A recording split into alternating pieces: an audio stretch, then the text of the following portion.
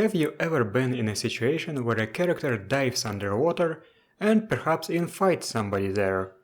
While the GURPS basic set provides only general rules for fighting and performing other actions underwater, these rules usually are not enough for a proper underwater encounter. Aquatic hazards and even adventures come up often in my games. Thankfully, Pyramid 3.26 expanded upon that. It was a godsend to me. I will talk about the various aspects of underwater action, such as movement, senses, attacks, and advantages, skills and techniques that are related to underwater adventures. Let's start with movement on water and under it. The most common way of movement in water is swimming. Swimming speed, also known as water move, is described on page 18 of GURPS basic set. That often overlooked small section also describes how to buy up or down water move and how it interacts with amphibious and aquatic.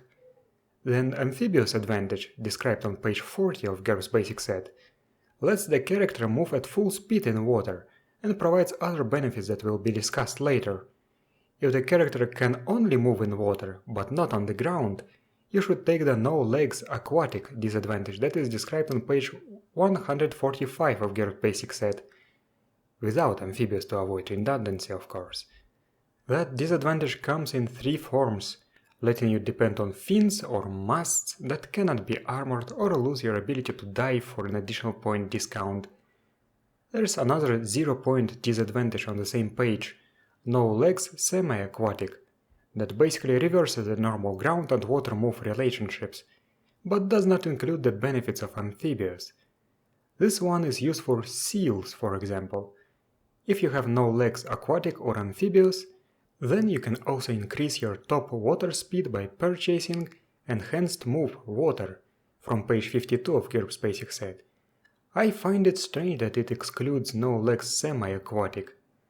Note that you don't have to take the horizontal disadvantage if you are aquatic, but you might need it if you are semi-aquatic, for example when making a seal but not an octopus. Swimming is described in more detail on pages 354 and 355 of GURPS basic set. It says when to roll against your swimming skill, discusses encumbrance penalties, involuntary submersion, inhaling water, drowning, shouting for help, life-saving, removing armor when swimming, fatigue caused when swimming on high speed, or just staying afloat. In short, you roll swimming when you enter water over your head and then repeat the roll every 5 minutes. Failure means that you inhale water and lose 1 FP and now must roll every 5 seconds, not 5 minutes. The swimming skill is described on page 224 of GURPS basic set, and the life-saving technique is described on page 233. The skill description notes that it does not cover high diving. Use sports diving for that. Also, there is an additional snippet of rules in the SCOBA skill on page 219. It should be noted that overweight, fat and very fat provide bonuses to swimming rolls. The cannot float quirk prevents swimming. GURPS basic set does not cover wading at all.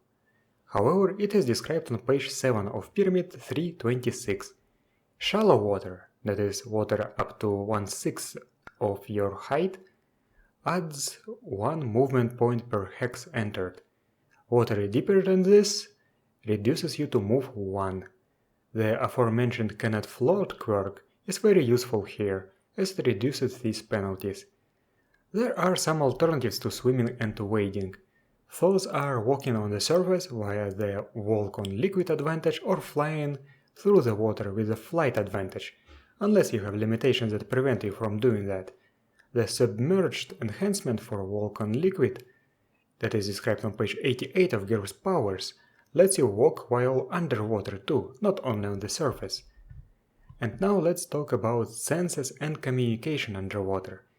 Page 7 of Pyramid 3.26 has detailed rules on vision and hearing underwater. Even in clear water you take -2 to vision rolls to spot anything, and an even bigger penalty to judge distance.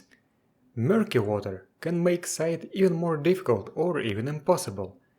Hearing is easier because sound travels faster in water, but determining direction is more difficult. I find this section very important and useful. There is a sentence on page 22 of GURPS Martial Arts Earth Fighting Styles that says that each level of nictitating membrane can eliminate a -1 penalty to vision rolls underwater. It is not very clear whether it applies to all vision penalties there or only the -2 flat penalty to vision rolls, but it's probably the latter, at least that's how I treat it. Ultravision can greatly reduce vision penalties underwater. Some underwater creatures should be given the polarization detection perk from page 26 of GURPS Powers Enhanced Senses. That book also has many interesting sensory abilities for underwater creatures that range from vibration sense to sonar to pressure sense to active electroreception. Using these abilities will make underwater games feel different from your normal land games. I am not sure whether smelling something underwater requires a smell or taste roll, but the sharks in the basic set have the discriminatory smell advantage. That makes me think that a smell roll is in order. GURPS Space says that whales lost their ability to smell. That's something new to me. The universal smell perk on page 26 of GURPS Powers Enhanced Senses implies that smell can only be used either in air or underwater. The same page also has a long-range smell that is suggested to be given to sharks. Speech is typically impossible underwater, but the Speak Underwater advantage allows speaking underwater and has an enhancement that lets the creature to speak from water to air and from air to water, crossing the interfaces. The advantage is fundamentally unrealistic, but is a must among fantasy aquatic species such as sea elves. If you are able to only speak in water but not in air, then this is a 0-point feature. Should a character speak with animals that lets him communicate with aquatic animals have speak underwater to actually be able to use it? I have no idea. GURPS Template Toolkit 2 Races has the new Signals advantage. That might be useful too. GURPS Basic Set discusses the rules concerning high pressures on page 435. These rules are expanded in Pyramid 326, adding rules for nitrogen narcosis, oxygen toxicity, reprinting rules for the bands, describing surface pressure, crush depth, psychology of diving, and temperature hazards. Thermal shock for sudden immersion in icy water is described on page 430 of GURPS Basic Set. Pressure support is a very useful advantage for those who want to venture underwater, and sealed often accompanies it. No pressure support limits the depth of diving to 35 feet. Pressure support 1 limits it to 100 yards, pressure support 2 limits it to 1090 yards, and pressure support 3 removes the limit. One significant hazard of water is the lack of breathable air for the land dwellers. Holding your breath is described on pages 351 and 352 of GURPS Basic Set. Holding your breath can be made easier with a breath holding advantage, breath control skill, and doesn't breathe advantage without the oxygen combustion limitation. In addition, doesn't breathe protects the character from the bends. Now the last but not least, let's talk about actions underwater, including combat. It is described in great detail in Pyramid 326 and summarized on page 22 of GURPS Martial Arts Earth Fighting Style. If you are not amphibious or aquatic, are swimming, and wish to roll against dexterity or a dexterity-based skill, you should roll against the lower of your swimming skill and your actual skill level. The 3D spatial sense advantage adds +2 to swimming skill for this purpose only. If you are amphibious or aquatic, or are standing on the bottom, there is no intrinsic penalty to activity. But the GM may wish to assign a penalty for actions that require fast movements.